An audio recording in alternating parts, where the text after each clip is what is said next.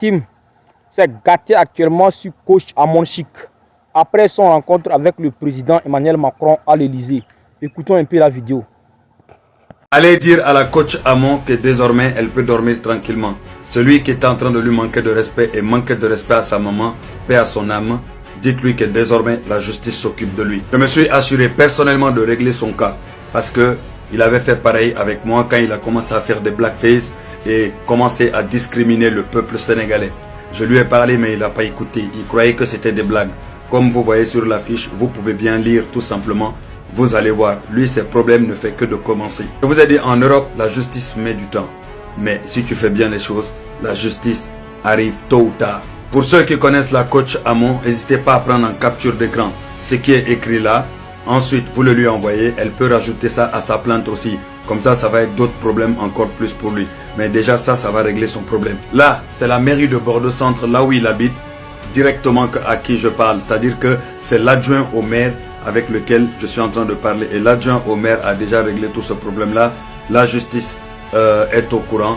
Et croyez-moi, des décisions vont être prises. Et lui là, vous n'allez plus le voir en train de faire ce genre de bêtises-là. Ça, je peux vous l'assurer. L'adjoint au maire est chargé de la sécurité et prévention de la délinquance. C'est chargé personnellement de pouvoir non seulement faire remonter ce dossier jusqu'auprès des autorités. Et eux-mêmes condamnent fermement toute incitation à la haine et pas mal de choses qu'il a écrit là-dedans. Vous pouvez bien lire. Donc les Sénégalais, vous allez obtenir justice comme promis. La coach Amon aussi, elle aura justice comme promis. Parce que là, c'est un document officiel qu'ils m'ont envoyé pour me montrer et pour vous, pour me rappeler que eux, ils sont sur le dossier et que là, ils vont pas le lâcher et que la justice va s'abattre sur lui. Vous voyez très bien mon nom écrit là, tout simplement. Donc, ils me l'ont adressé directement, c'est la ville de Bordeaux qui me l'ont adressé directement. Parce que j'ai pris le temps de non seulement récolter toutes les preuves, tous les témoignages, tout ce qu'il a fait un à un, tout a été détaillé, envoyé au procureur, envoyé auprès des administrations, envoyé à la préfecture, envoyé au maire. Et aussi, on a envoyé ça à SOS Raciste aussi. Et en fait, il y a énormément de choses qu'on a fait. On a mis le paquet, lui. Ce sont des gens qui vivent dans des pays, mais ils ne connaissent pas les lois des pays. Ils ne connaissent pas la justice des pays. Ils vivent seulement bêtement comme ça. Et ils font n'importe quoi. Mais là, il va assumer très très clairement. Et concernant ceux qui sont en Côte d'Ivoire, je vous jure, on me donne les moyens. Je vous jure, tous ceux qui sont à l'étranger, là, qui envoient la déstabilisation envers la Côte d'Ivoire, vous me laissez 6 mois, je les fais condamner chacun d'entre eux assez rapidement. Je ne sais pas pourquoi l'état de la Côte d'Ivoire ne bouge pas.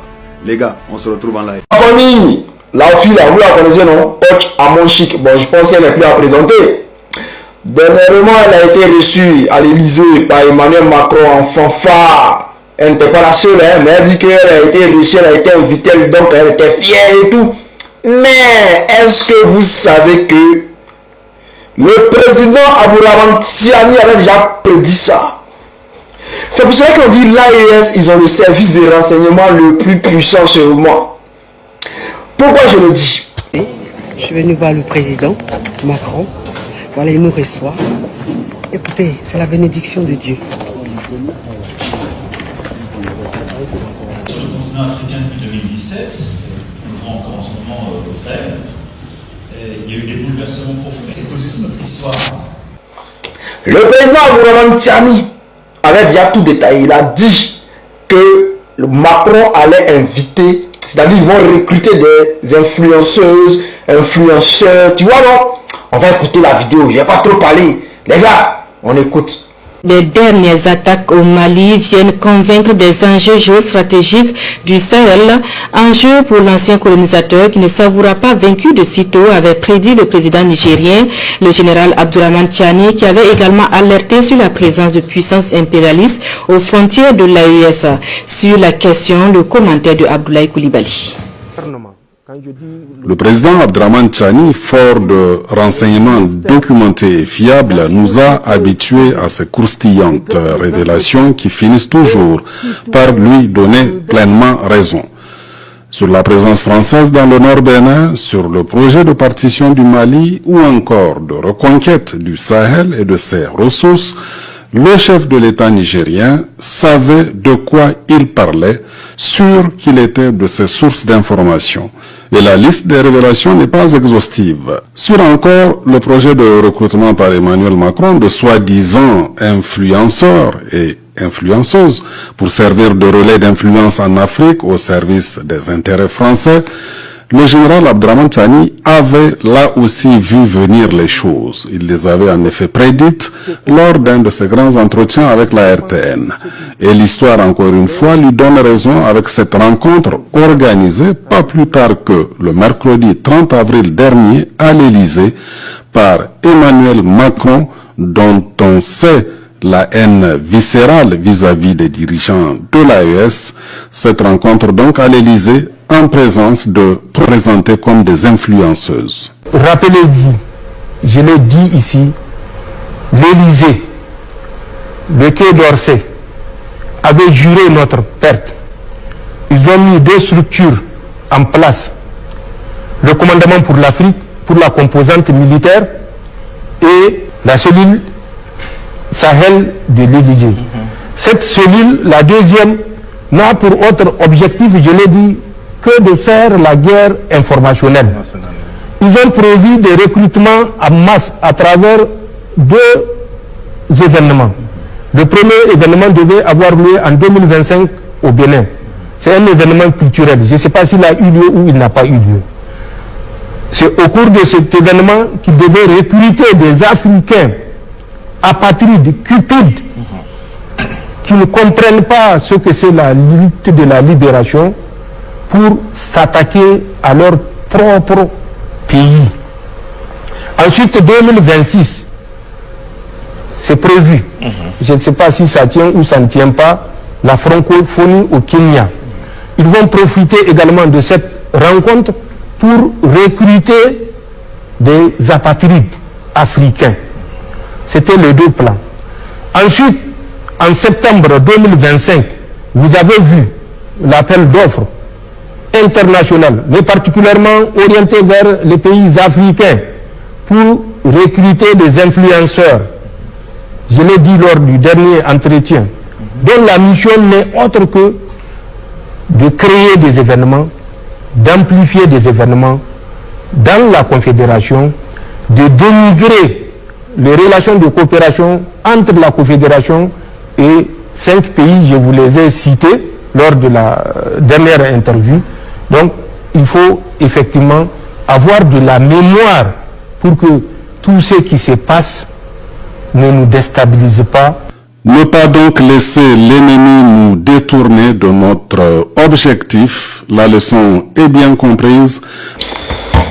Alors, chers frères, chers camarades, vous voyez, le président Abdraman Tchani, c'est l'homme, hein, quand il dit là, ça se réalise. C'est-à-dire, il a déjà au moins 3, 2, 4 pas d'avance sur ses adversaires. C'est-à-dire, ce qu'ils ont prévu là, lui, il sait déjà ça en avance. Mais les attaques des terreaux au Mali, là, ils avaient déjà parlé de ça. Ils allaient vraiment attaquer le Mali là. Et en tout cas, il avait déjà tout dit. Il a tout expliqué et c'est arrivé.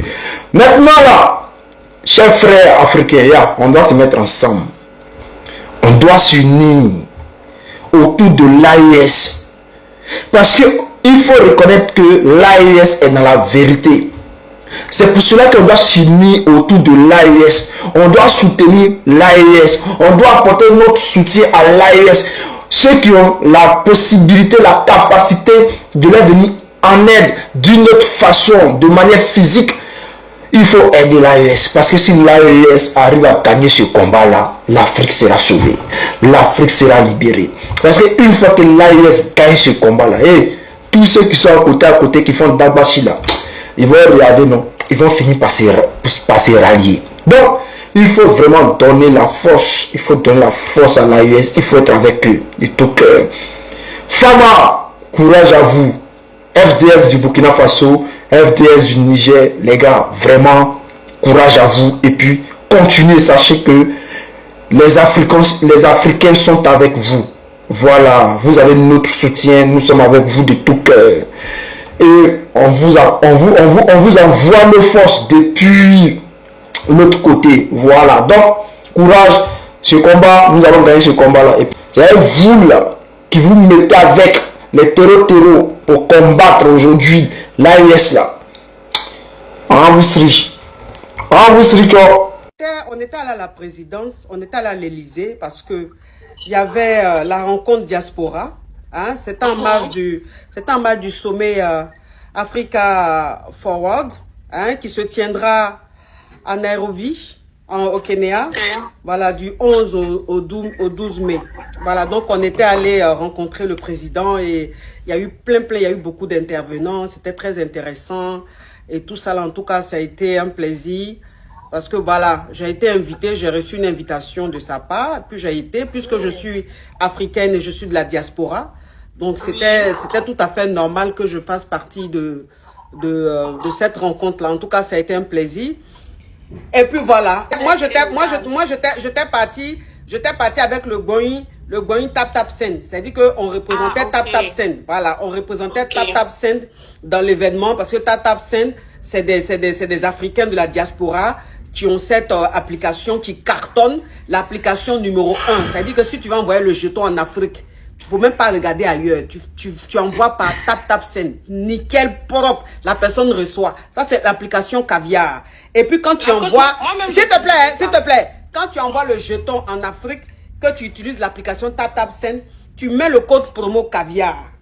Et tout de suite, tu as une réduction. Alors, bonjour la famille. Famille, je veux vous juste passer un petit message ce matin. Vous savez, souvent quand nous on allume nos caméras pour parler, les gens disent que non, peut-être on parle trop, on s'attaque aux gens qu'on ne devait pas attaquer. Cette dame qui s'est fait passer aux couches ou bien elle est couche, je sais pas quoi. Elle ne peut pas nous dire qu'elle ne connaît pas ce qui se passe en Afrique. Parce que quand elle dit qu'elle peut présenter les Africains, la diaspora africaine, mais elle ne peut pas nous dire qu'elle ne connaît pas ce qui se passe en Afrique. Le même jour ou la même semaine que cette dame a été invitée par Emmanuel Macron, on avait perdu un grand révolutionnaire, Sadio Camara, ancien ministre de la Défense malienne, tué par ces mêmes gens qui lui ont invité. Kouchamon, tu ne peux pas nous dire qu'il ne connaît pas qui est derrière ce terrorisme, qui arme ce terrorisme-là. Je vous ai toujours dit que quand vous limez vos caméras, parfois vous avez peur de parler. Si on a peur de parler, l'Afrique va rester toujours comme ça. Je ne suis pas militaire. La seule chose que je peux faire pour soutenir les chefs d'État africains qui travaillent pour que les pays différents ont la souveraineté, je suis obligé de parler. Même si ça va me coûter cher, même si ça va coûter ma vie. Je sais qu'il y a les Français au Cameroun. Je sais qu'il y a les ambassades, il y a l'ambassade française au Cameroun. Je sais qu'il y a les renseignements français peut-être au Cameroun, qui peut m'attraper, qui peut me tuer à tout moment. Mais je m'en fous. En tant que révolutionnaire, moi je n'ai pas peur. Un révolutionnaire n'a jamais peur. Et moi, je n'ai pas peur. Kouchamonchu, tu étais là-bas avec Emmanuel Macron, la même semaine ou le même jour que Sadio Camara est décédé, tué par les mercenaires, tué par les criminels, armé par Emmanuel Macron. Tu penses que tu ne connais pas? Tu vas nous dire que tu ne fais pas la politique, que tu ne connais pas ce qui se passe? Les Maliennes, les Burkinabés, les Nigériennes, les Camerounais qui meurent au nord du Cameroun, au nord-ouest et le sud-ouest du Cameroun, armés par ces gens-là. Tu veux dire que tu ne connais pas ce qui se passe? Les Congolais qui meurent tous les jours, même les Ivoiriens qui meurent. Vous ne voyez pas ça? Tu dis que tu ne peux pas représenter l'Afrique. Tu ne représentes aucune Afrique. Tu représentes que tes intérêts personnels. Arrêtez un peu ça. Arrêtez un peu ça. Vous êtes suivi par des millions de personnes. Et vous dites que non, c'était très intéressant. Qu'est-ce qui était intéressant là-bas? Souvent, vous manquez même de quoi dire. Qu'est-ce qui était intéressant là-bas? Vous ne pouvez pas regarder Emmanuel Macron lui dire la vérité, qui arrête de tuer la population africaine, que la France arrête d'armer les terroristes. Vous ne pouvez pas dire ça. Vous dites que vous représentez l'Afrique. Tu ne représentes aucune Afrique. Tu ne représentes rien. Pareil que Fali Ipupa. Il était en train de faire le concert là-bas en France. Fali Ipupa qui est soutenu par tous les pays africains. Est-ce que Fali a même dit une minute de silence pour la mémoire de Sadio Camara qui est tombé? Pour que l'Afrique soit libre?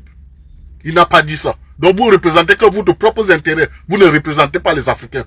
N'importe quoi. On va parler, vous allez dire que non, tout le monde n'est pas obligé d'être révolutionnaire. Mais si tu n'es pas révolutionnaire, mais ne dis pas quelque part que tu es parti représenter les Africains, parce que tu n'as pas représenté les Africains. Dis donc, vive son excellence le général d'armée Assimi Goïta, vive son excellence le capitaine Ibrahim Traoré, vive son excellence Abdourahmane Tchani, vive les vrais Africains, on est ensemble. La patrie ou l'amour, nous vaincrons, on est ensemble la famille. Bonjour, bonjour chers Ivoiriens, bonjour à toute la Côte d'Ivoire, bonjour au président Koudou Rampako, bonjour au président Mamadou Koulibaly, bonjour à la jeunesse ivoirienne, beaucoup de force à nous, voilà, bonjour en tout cas à nos frères et sœurs de l'AES, encore une fois Yako, voilà Yako à vous, vraiment que Dieu même vous assiste, vraiment, et encore... Comme je l'ai dit tantôt, nos condoléances les plus attristées, les Ivoiriens, Moutissi Yako encore une fois, pour la mort de notre héros, de notre digne fils, Sadio Kamara, que son âme repose en paix. Et que lui, sa femme, ses enfants, tous ceux qui ont péri, y compris nos forces de défense de l'AES, vraiment que Dieu les reçoive que Dieu les reçoive du moins dans son royaume. En tout cas, nos condoléances les plus sincères à vous. Alors encore une fois, je vous dirai encore bravo, parce que bravo pour votre qui-vive, bravo pour votre spontanéité de réprimande. En tout cas, je vous dis encore une fois, bravo, mes félicitations à vous. Voilà, j'avais dit tantôt dans mes vidéos qu'il fallait rester en alerte maximale. Et Dieu merci, je pense bien que vous nous écoutez souvent, et c'est très important. Vous nous écoutez, et ça, que Dieu renforce vos capacités de frappe sur ces ennemis-là. Vous savez, la France ne va pas démordre. Et la France ne va pas lâcher prise. Voilà. La France ne lâchera pas prise. Et ce n'est pas seulement que la France, toute l'Europe, je peux dire. Parce qu'ils sont tous complices. Ils viennent à la face du monde faire croire que non, ils ne sont pas d'accord avec la France. Non, c'est faux. Ils sont tous dedans. Donc c'est pourquoi je disais tantôt que quoi qu'il arrive, que personne ne sorte. Personne ne sorte de vos zones. Personne ne sorte. Tous les Européens doivent rester là. Ils sont gentils, ils ne sont pas gentils. Tout le monde va mourir ensemble. Si on va mourir tous. Voilà. Soyez en alerte maximale. J'avais prédit ça dans le temps passé, dans ma première vidéo où je disais que j'avais fait un rêve où il y a eu du monde. Des gens qui sont venus envahir l'AES. J'avais dit ça, j'avais prédit ça déjà. Je ne suis pas un divin, je ne suis pas un voyant, je ne suis pas un visionnaire. Juste que c'est mon analyse qui me disait que la France allait vouloir surprendre. Et c'est ce qu'elle a fait. Vous comprenez? Donc que Dieu vous donne toujours la force de tenir. Bon, parce que j'ai dit et je répète, c'est à travers vous, toute l'Afrique de l'Ouest sera libérée. Et même toute l'Afrique dans sa dignité. Ça c'est clair. Tous les pays, tous les autres pays vont vous emboîter le pas. Et ça, croyez-moi. Mais, soyez toujours en alerte maximale parce que ça est toujours d'actualité. C'est pas 12 000, ils sont près de 25 000. Ils sont près de 25 000 terroristes qui vont vouloir vous envahir, appuyés par les Occidentaux. Et ça, je dis toujours à Dieu de vous donner la force et la vigilance. En tout cas, soyez vigilants. Soyez vigilants. Parce que moi, je sais que ça parle de vous, moi, mon pays sera libéré. Et ça, c'est clair. Et ça, j'ai la foi. Mais Dieu va faire. Dieu va faire. Alors, concernant, je vais briefer un peu, je vais parler un peu de Coach Amon Chic. Vous savez, ce n'est pas Coach Amon Chic seulement. Coach Amon Chic, je suis un peu content pour elle, parce que vu son parcours, et de la poussière à la table du roi, ce n'est pas, ça se fait, c'est normal, comprenez-la, comprenez-la, comprenez-la, en tout cas, j'aurais été à sa place, c'est la même joie qui allait m'animer, voilà. Vous savez, Coach Amon Chic ne va pas parler de la politique. Chacun va jouer son rôle spécifiquement parlant. Tous ces influenceurs qu'ils ont invités là, ce n'est pas pour venir parler de l'AES, parce qu'ils savent que s'ils ont parlé un seul mot de l'AES, ils vont comprendre. Ils seront descendus et après ça, ils vont capituler. Ça, il n'y a rien à faire. Parce que dans cette histoire où on est là, où tu es avec l'ennemi, si on a pu vaincre l'ennemi, tu vas partir avec l'ennemi. Quelle que soit ta notoriété, quel que soit qui tu es, et tu vas assumer. Et ça, c'est clair, parce qu'on va te considérer comme un traître. Physiquement, comme spirituellement, tu seras combattu. Et ça, ils le savent tous. Tous ceux qui sont parlé ce soir à Macron là, ils le savent. Macron, c'est un élément de l'antéchrist. Parce que quelqu'un qui veut que les gens meurent pour pouvoir sauvegarder les précarités de ses anciens, de ses prédécesseurs, c'est pas un homme ça. Donc, comprenez les coachs à mon chic. Mais c'est pourquoi je l'ai dit, tous ceux qui ont été invités, conviés à la table du roi et du roi Macron, apprêtez-vous. Parce que si vous n'avez si la France, l'Europe, les Occidentaux pour lesquels vous êtes partis, vous asseoir pour lesquels vous vous êtes mis en garant pour pouvoir vous abrutir la jeunesse, vous allez en payer les prix. Et ça c'est clair. Vous allez en payer les prix. Vous savez, ils ne vont pas venir s'asseoir là pour parler de l'AES, de parler de... Non. Ils vont mettre les moyens à leur disposition. Macron l'a dit. Ils vont mettre les moyens à leur disposition pour abrutir. Vous allez entendre des maximum de buzz. Des buzz que vous ne croyez même pas. Des gens qui sont célèbres. C'est-à-dire que les gens vont parler des trucs pour concentrer les Ivoiriens, pour concentrer presque tous les jeunes, toute la jeunesse sur ces buzz-là. Et ça, croyez-moi, je vous le dis, vous allez entendre des buzz que vous n'aurez pas dû entendre. Des gens que vous supportez, et ce sont des gens, ça, ils vont parler d'eux comme ça. Des gens vont se lever, des couples. En tout cas, vous allez entendre beaucoup de choses parce que c'est leur rôle pour que tout le monde soit capté là-bas. Là, comme ça, encore, ils vont se reprendre encore pour pouvoir attaquer l'AES à nouveau. Voilà pourquoi j'ai dit à l'AES de rester en alerte maximale. Ça, c'est très important. Voilà. Rester en alerte maximale. Les influenceurs qu'ils ont recrutés là, ils se connaissent. Ils se connaissent. Ils sont venus mettre leur crédibilité, leur notoriété en jeu. Parce que eux, c'est l'argent, ils suivent. On les attend. On les attend. Si l'AES va vaincre demain, il n'y a pas 6 minutes, c'est pas si. Parce que Dieu va faire que l'AES va vaincre.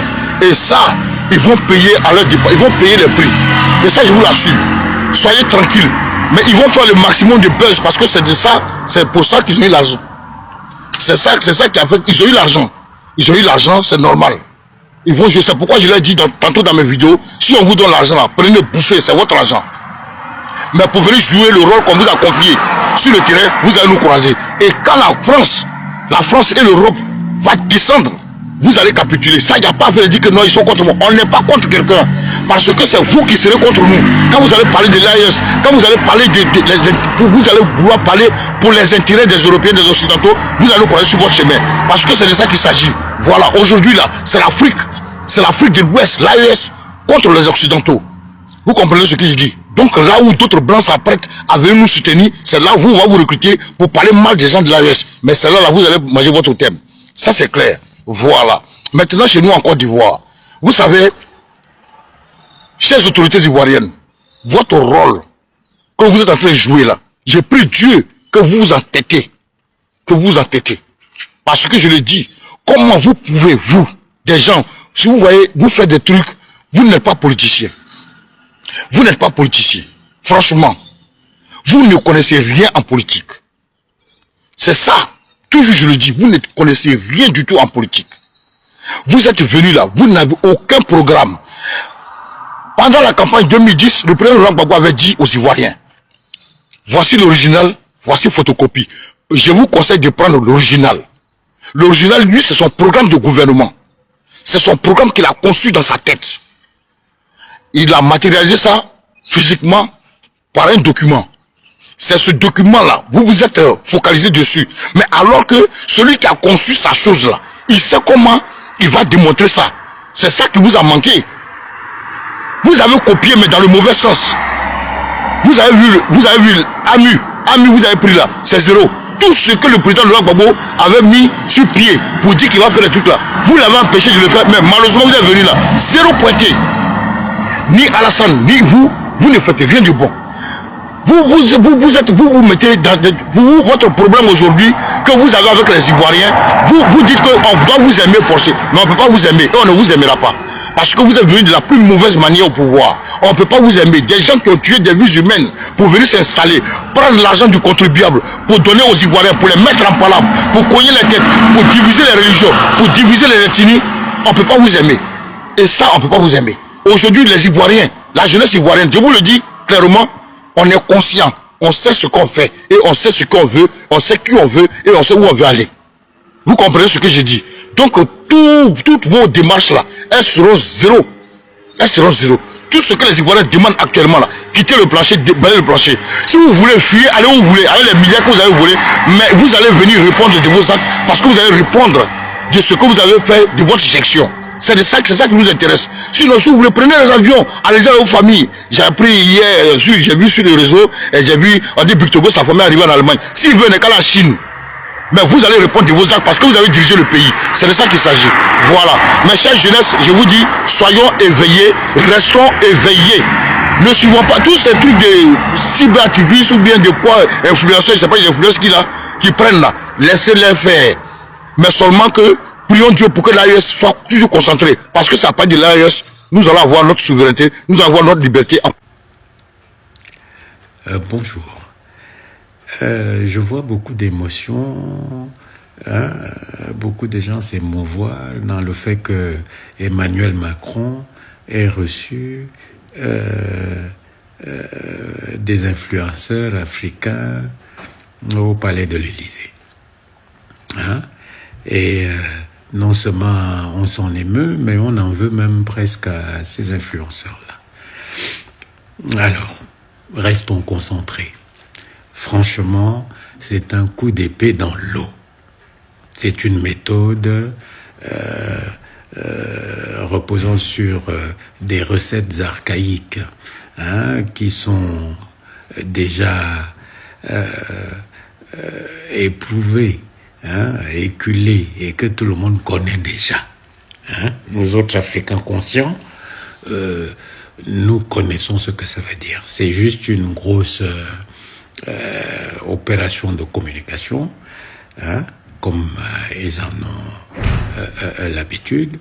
Mais là où ils se trompent, et pourquoi je dis que c'est un coup d'épée dans l'eau, c'est parce que ils pensent que aller fouiller dans le côté du divertissement, de la distraction, ceci pourrait stopper un mouvement aussi profond et irréversible que l'éveil de la conscience collective de l'Afrique.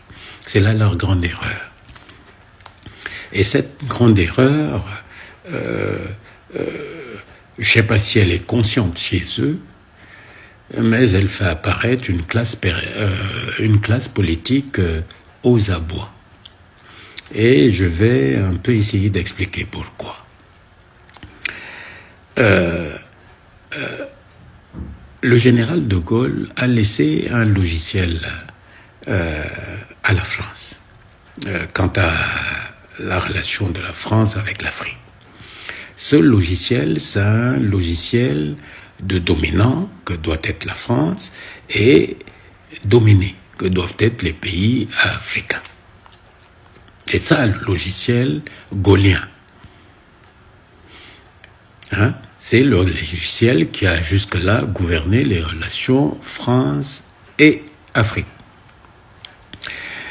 Bon, le dernier vrai président que la France a eu, en la personne du président Chirac, Jacques Chirac, a averti ses successeurs sur la nécessité de rééquilibrer cette relation. Et il a bien dit que sinon, ils iraient au-devant de convulsions, de nombreuses convulsions qu'ils ne pourraient plus maîtriser. C'est le cas aujourd'hui. Alors, ce dernier vrai président, ayant donné cet avertissement, on s'est rendu compte après que ceux qui l'ont suivi, c'était comme si c'était pas tellement les intérêts de la France qui étaient en jeu. On dirait qu'il servait à notre programme, y compris jusqu'à l'actuel. On dirait qu'il sert à notre programme que les intérêts de la France. Au vu de ce qui se passe en Afrique. Donc, ces gens ont une caractéristique, c'est que, contrairement à leurs devanciers, à partir de Jacques Chirac, ils n'ont pas la culture du pays dont ils sont devenus présidents. Ils ne la maîtrisent pas. Ils ne connaissent pas le pays profond. Ils ne connaissent pas l'histoire du pays. C'est des technocrates. C'est des technocrates. Donc, adapter ce logiciel aux exigences actuelles, ils n'en sont pas capables. Et vu qu'ils sont plus ou moins, se sentent plus ou moins supérieurs, parce que c'est ce qui apparaît quand on a eu un Nicolas Sarkozy qui va blasphémer à Dakar, à l'université Cheikh Anta Diop, pour affirmer devant le monde que l'homme africain n'est jamais entré dans l'histoire. Il le fait exprès.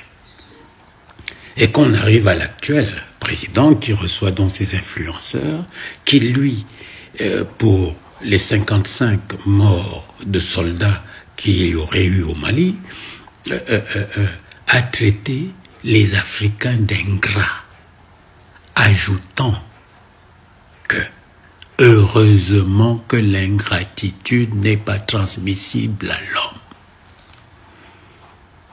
Insulte suprême de l'Africain. Ça veut dire que l'Africain n'est pas l'homme, selon lui. Donc, ces gens-là, technocrates, manquant de culture, s'accrochent toujours aux vieux logiciels gaullistes et emploient toujours les vieilles méthodes de ce logiciel. Des méthodes qui rencontrent désormais l'éveil croissant et puissant, profond de la conscience collective africaine. Ils ne savent plus quoi faire.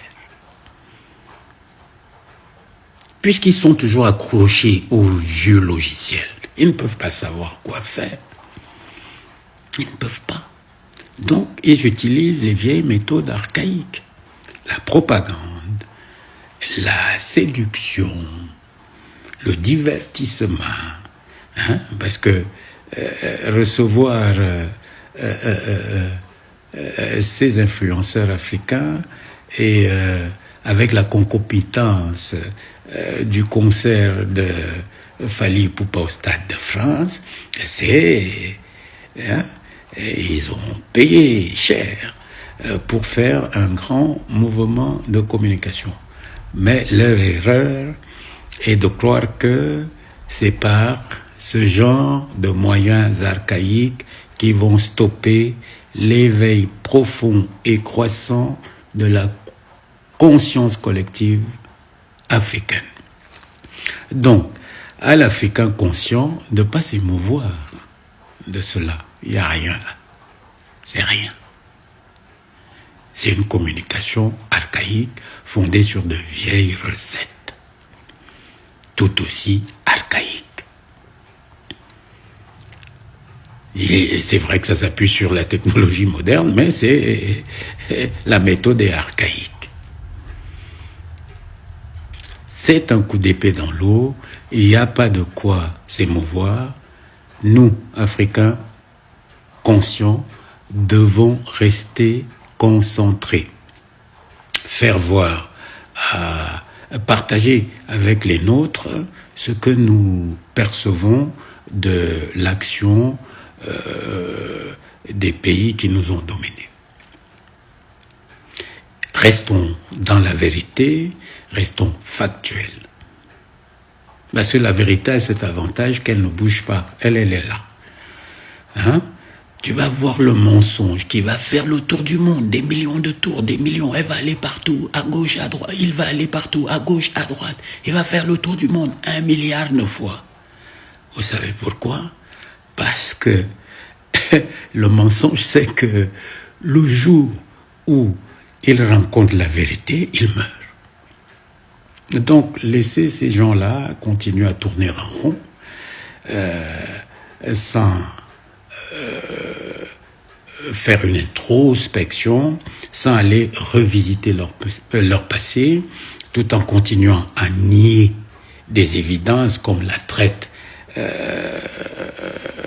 transatlantique qu'ils ont refusé de voter comme crime contre l'humanité. Pour nous, nous restons dans la vérité, qu'ils continuent à courir.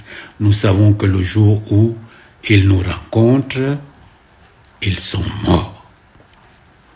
Si vous êtes arrivés jusqu'à ce niveau de ma vidéo, je vous dis merci et bonne soirée. Dans cette vidéo, je vais t'expliquer comment l'Élysée a volé la visibilité des influenceurs africains des réseaux sociaux. Alors, il y a 2 jours de cela, un frère est venu gaillardement dans mon direct. Il y avait à peu près 450 personnes dans mon direct. Donc, il y a forcément quelqu'un qui va se rappeler de l'échange que j'ai eu avec le frère. Le frère est venu écrire un commentaire dans mon direct pour me demander, mais Ayindo, pourquoi est-ce qu'on ne t'a pas vu à l'Élysée avec Macron aux côtés des autres influenceurs? En fait, ce que ce frère voulait dire, c'est se moquer de moi. Genre, bon, bah, Indo, tu n'es pas une influenceuse reconnue, c'est pour cela qu'on t'a pas invité à l'Élysée. Moi, j'ai compris ce qu'il voulait faire. Alors, qu'est-ce que j'ai dit?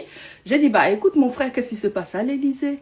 Moi, c'est pas ce qui se passe à l'Élysée, hein. Alors, la relation qui a toujours existé entre la France et l'Afrique, c'est la relation de dominant-dominé. La relation de l'exploitateur et l'exploité. La relation de pilleurs et de pillés. Donc, il y a souvent la France qui vole de l'Afrique pour alimenter la France. Ça vole les ressources de nos sous-sols, ça vole notre commerce, ça vole notre argent. La monnaie que nous utilisons, elle est française et pourtant elle n'est pas reconnue en France. Ça vole même la visibilité. Et c'est pour la première fois que je vois ça avec l'invitation des influenceurs des réseaux sociaux. Alors, pourquoi est-ce que Macron inviterait des influenceurs africains des réseaux sociaux, selon vous? Raisonnons ensemble. Qui dit influenceur africain des réseaux sociaux veut dire une personne qui est suivie par des milliers d'Africains de par le monde, y compris des Africains de la France. Nous savons que très bientôt, la campagne des élections présidentielles en France va battre son plein.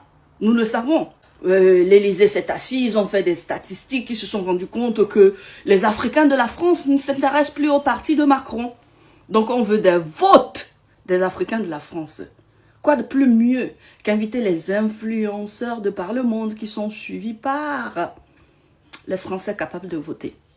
C'était ça, selon moi, l'une des raisons pour lesquelles ces influenceurs ont été invités à l'Élysée. L'autre possible cause, peut-être le fait que la France a augmenté les frais de scolarisation des étudiants étrangers. Qui dit étudiants étrangers, dit en majorité les étudiants africains. Puisque ça fait du bruit, les gens sont fâchés, bon, on veut tamiser ça, ok. Si vous, les influenceurs, vous venez chez nous, vous vous affichez avec moi, donc comme cela, ceux-là qui étaient fâchés vont nous pardonner parce qu'ils vous aiment. Si vos abonnés vous aiment et que vous nous aimez, c'est que bon, vos abonnés vont nous aimer. On est d'accord? Alors, la France a toujours eu cette façon-là de camoufler les choses négatives qu'elle fait. Si vous vous rappelez, ça ne fait même pas 1 an, 10 mois à peu près, il y a cette fâcheuse façon-là de déclarer la guerre à l'Afrique par la France à travers les propos du général Lecointre. Vous vous rappelez, j'avais fait des sorties, d'innombrables sorties condamnant cette sortie et ça fait du boom sur les réseaux sociaux. Lecointre qui vient gaillardement déclarer la guerre à l'Afrique. Et ceci a outré le monde entier, on s'est révolté, on s'est relevé. Et pour camoufler ça, qu'est-ce que l'Élysée a fait? Eh bien, l'Élysée a invité les footballeurs africains à l'Élysée. Vous vous rappelez de ça? J'étais sorti encore, je vous ai dit, ce mouvement de l'Élysée, c'était pour éteindre le feu que les propos de Lecointre ont alimenté. Ce qui est clair, la France ne fait rien sans rien. Ce qui est clair, l'Élysée ne fait rien sans rien. Maintenant, le problème se trouve dans la polémique qui s'est élevée contre la coach Amon Chik. Apparemment, la coach aurait dit que sa visite à Macron était une bénédiction. Moi, je ne comprends pas pourquoi de cette polémique, parce qu'il faut voir la perspective de la coach. Hein. Si le rêve de la coach Amon Chik était de voir Macron face à face comme cela, vis-à-vis comme cela, et que finalement, ce rêve s'accomplit pour elle, bien naturellement, c'est une bénédiction que de voir Macron. Et pour ça, je peux comprendre. Maintenant, lorsqu'on regarde le grand plan, lorsqu'on regarde au-delà de ce qui peut représenter une vraie bénédiction, on se rend compte qu'en fait, la coach peut penser que c'est une bénédiction pendant que l'Élysée est en train de l'exploiter. Il s'agit ici en réalité de l'exploitation de sa visibilité pour se donner des votes. C'est de cela qu'il s'agit. Quand tu regardes au-delà, c'est ce que tu vois en fait.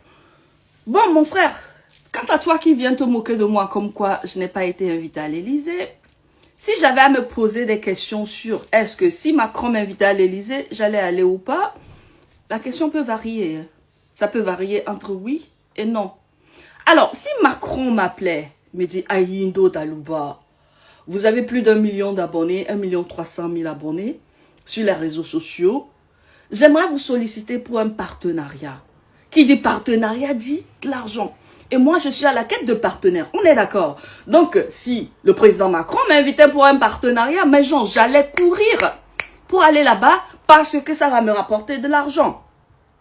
Si le président Macron m'invitait, pas pour un partenariat qui m'apporte directement de l'argent, mais pour un partenariat qui bénéficie les populations rurales de mon pays, le Togo, l'eau propre, les écoles équipées, les hôpitaux équipés. J'allais courir, bien que ce partenariat n'allait rien m'apporter tout de suite. Ce partenariat allait bénéficier un grand nombre de personnes de mon pays. Et oui, pour cela, j'allais aller. Mais si le président Macron m'invitait, parce que bientôt il y a des élections présidentielles en France, et qui se dit que bon, le nombre de personnes votantes noires qui sont en France a baissé et de plus en plus de personnes démissionnent de mon parti et j'ai besoin de noirs qui votent pour moi. Ayindo, c'est une influenceuse qui a plus de 1 million d'abonnés et puis parmi ces 1 million d'abonnés, 80% de personnes sont en France et pour cela, bon voilà, il faut que je l'invite pour qu'elle vienne poser à côté de moi. Je dis, mais qu'est-ce qu'il y a là-dedans pour moi, monsieur Macron? Qu'est-ce que j'ai à y gagner?